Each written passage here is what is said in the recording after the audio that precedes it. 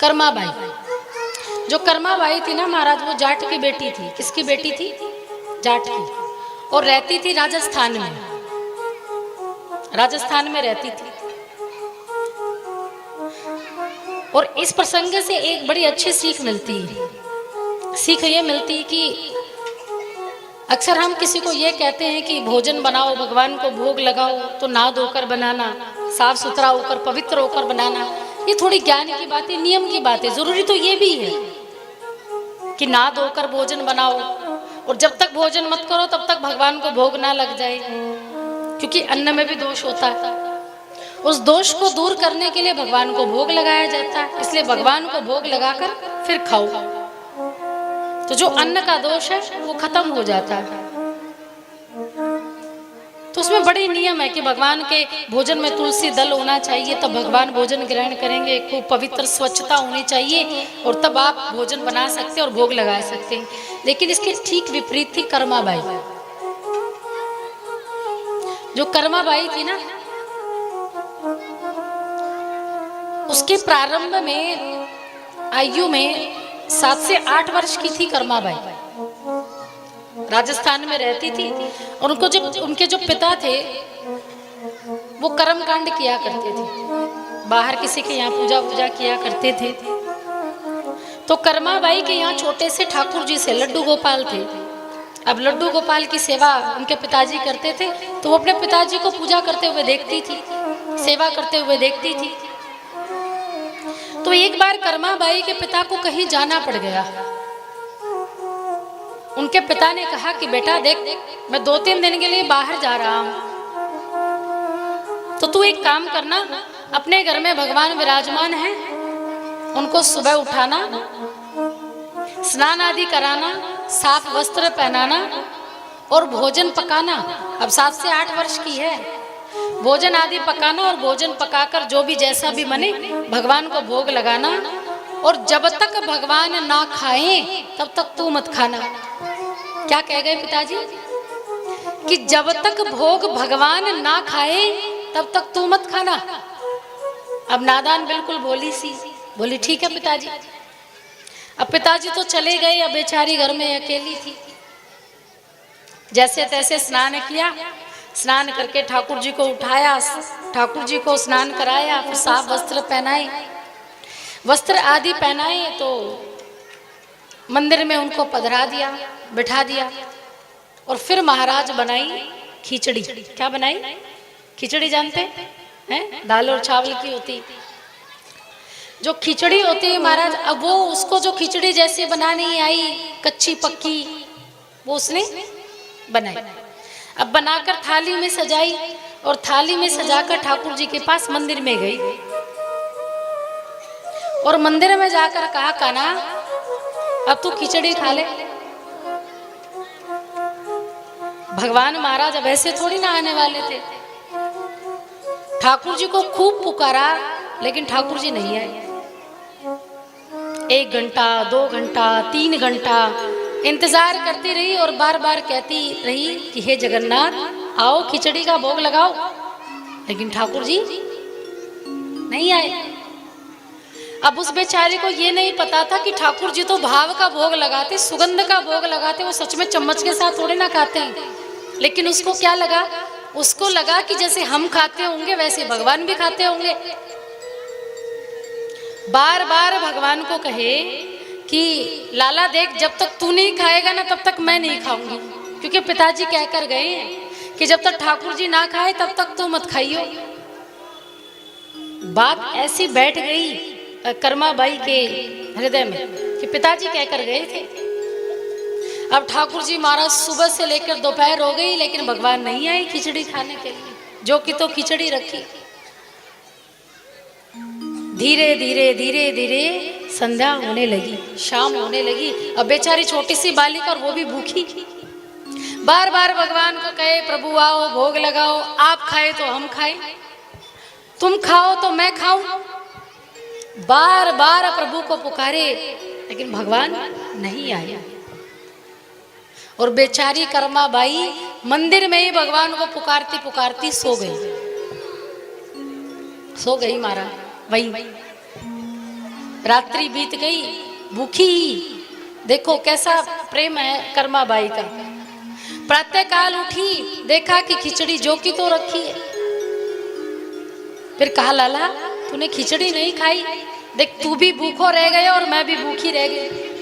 बोले कोई बात नहीं, फिर दोबारा बनाऊंगी। ठाकुर जी को फिर उठाया, स्नान आदि कराया, फिर वस्त्र पहनाए, सब काम करके ठाकुर जी को फिर दोबारा खिचड़ी बनाई। उसे खिचड़ी बनानी आती थी और कुछ बनाना नहीं आता था बेचारी को। फिर दोबारा खिचड़ी बनाई, ठाकुर जी को फिर कहा कि लाला कल की तो बासी हो गई लेकिन आज ताजी बनाई, आज खा। फिर 1 घंटा बीता, 2 घंटा बीता, 3 घंटा बीता। महाराज जो कर्मा बाई थी वो रोने लगी। एक तो कल से भूखी थी और भगवान नहीं आ रहे थे और पिताजी कहकर गए थे जब तक भगवान ना आए, भगवान ना खाए तब तक तू मत खाना, बार बार कहे। और ऐसी विरह वेदना कर्मा बाई के मन में आई कि जगन्नाथपुरी के जगन्नाथ जी को कर्मा बाई के यहाँ खिचड़ी खाने के लिए आना पड़ा। ठाकुर जी आए। जगन्नाथपुरी कहाँ है? सुना है जगन्नाथपुरी? उड़ीसा में। जगन्नाथपुरी का भात दुनिया में सबसे प्रसिद्ध भात है। जो जगन्नाथपुरी का भात है ना, विश्व में सबसे बड़ी रसोई जो है, विश्व की कह रही हूं मैं, पूरे विश्व की सबसे बड़ी रसोई है जगन्नाथ जी की रसोई। और वहां के भात के लिए दुनिया तरसती है। और वहां जो प्रसाद होता है ना, भात होता, वो मांगा जाता है कि हमें दे दो, हमें दे दो, हमें दे दो। जगन्नाथ जी का भात दुनिया का सबसे प्रसिद्ध भात माना, भात तो जानते हैं ना, हैं? प्रसिद्ध भात माना जाता है। और वो किसके कारण? इसी कर्मा बाई के कारण। ठाकुर जी आए, महाराज रोने लगे तो ठाकुर जी खिचड़ी खाने लगे। कहा लाला तूने इतनी देर लगा दी, कल से बुला रही हूं, मुझसे कोई गलती हो गई थी?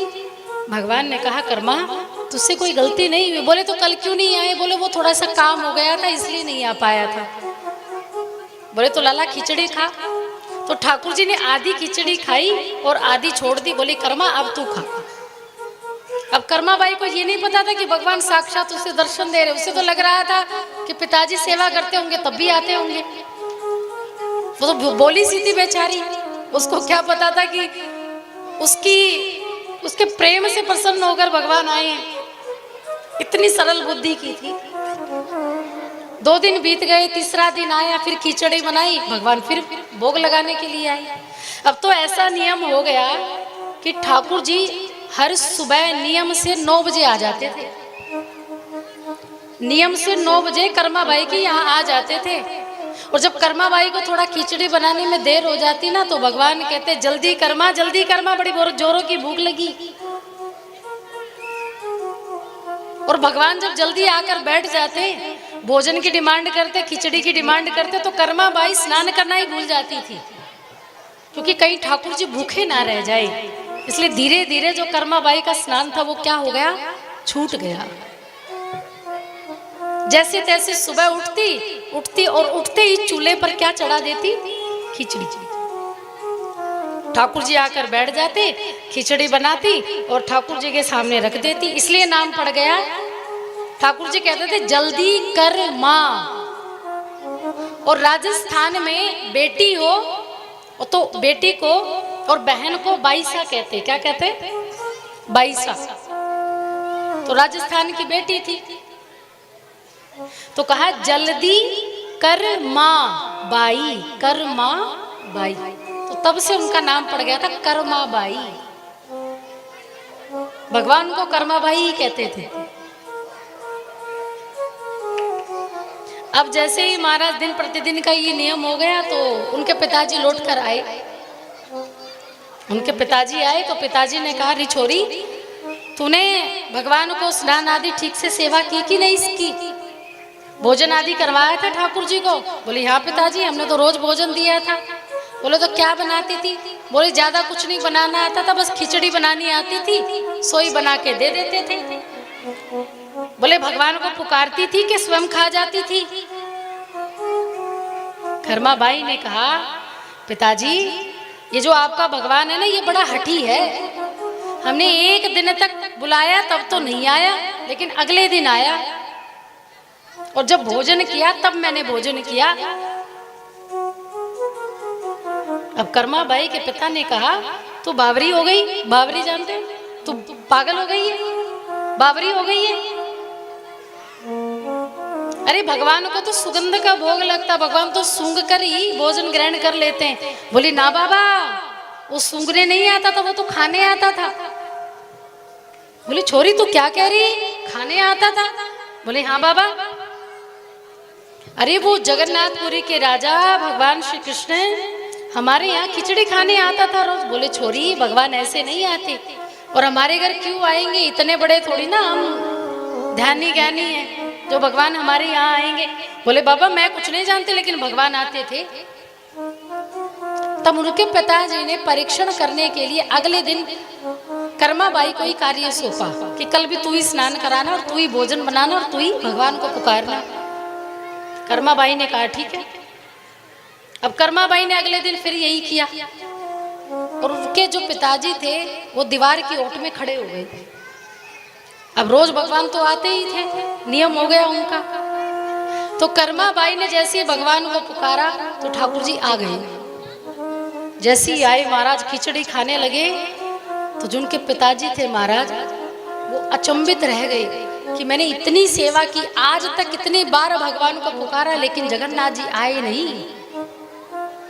और इस छोटी सी आयु में कर्मा बाई की इस भक्ति से प्रसन्न होकर कि तेरे कारण मुझे कृष्ण का दर्शन हुआ है। तो भक्त इतनी बड़ी चीज होती कि किसके माध्यम से कौन मिल जाए तो वो बड़ा है। परमात्मा का मिलना मुश्किल नहीं है, उस माध्यम का मिलना मुश्किल है कि जिसके माध्यम से तुम परमात्मा की ओर जा रहे हो, वो माध्यम सबसे बड़ा चीज है।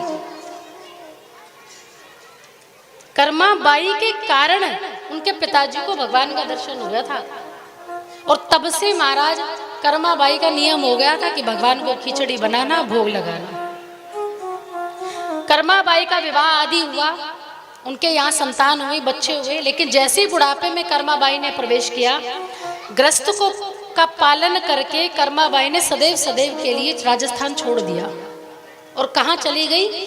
उड़ीसा में जगन्नाथपुरी के यहाँ चली गई। जगन्नाथपुरी का मंदिर और उसके बाहर एक कुटिया बनाई और उसी कुटिया में ही खिचड़ी बनाती थी।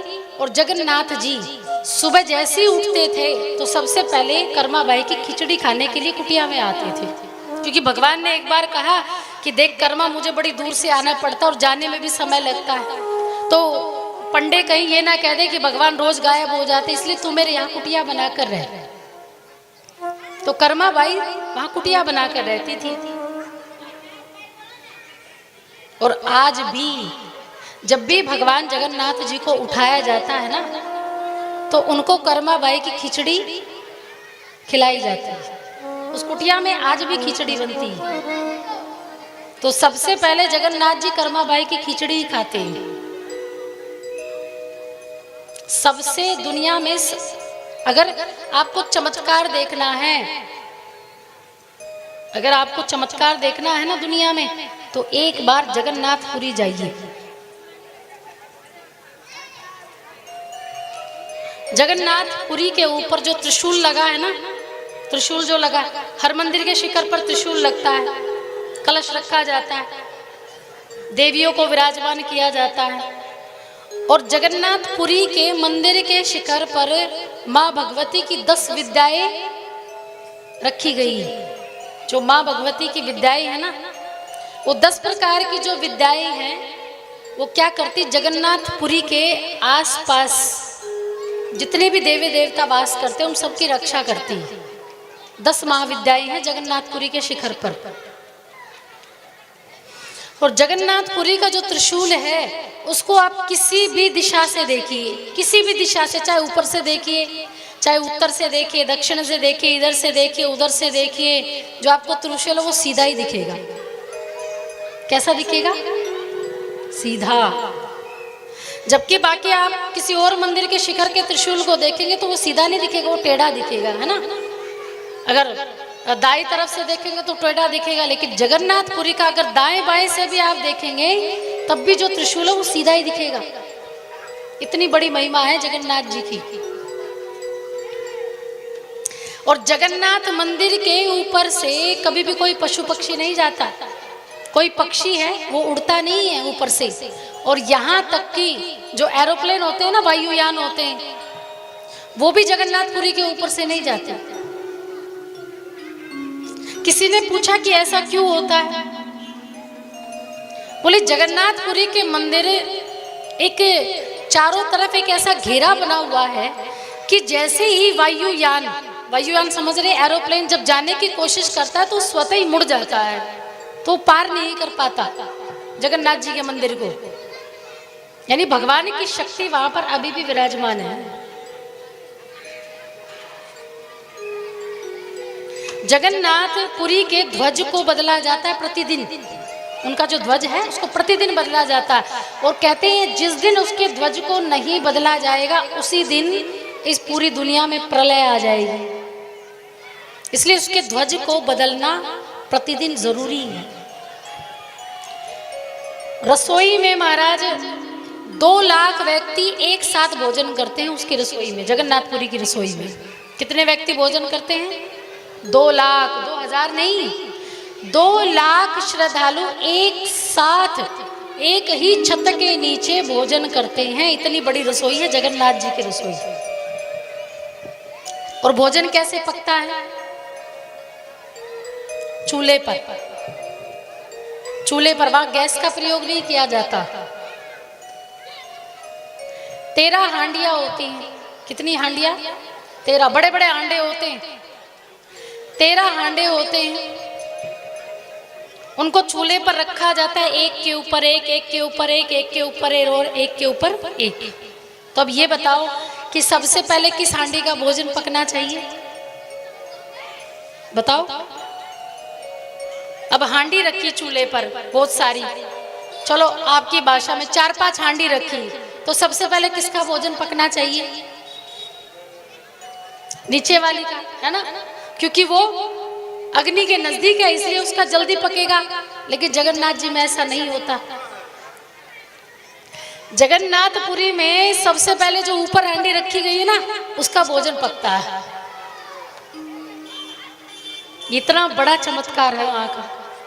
अगर 13 हांडी रखी है पकने के लिए, तो सबसे पहले 13वीं जो हांडी है ना, उसका भोजन पकेगा। उसके बाद 12वीं का, फिर 11वीं, फिर 10वीं, फिर 9वीं, यानी उल्टी गिनती होते हुए भोजन पकता है।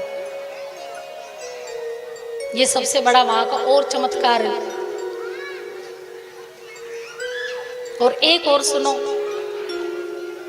जगन्नाथ जी का जो भंडारा होता है, भोजन होता है, वो जब तक समाप्त नहीं होता, जब तक वहां का आखिरी श्रद्धालु कोई भोजन ना कर ले, तब तक वो समाप्त नहीं होगा।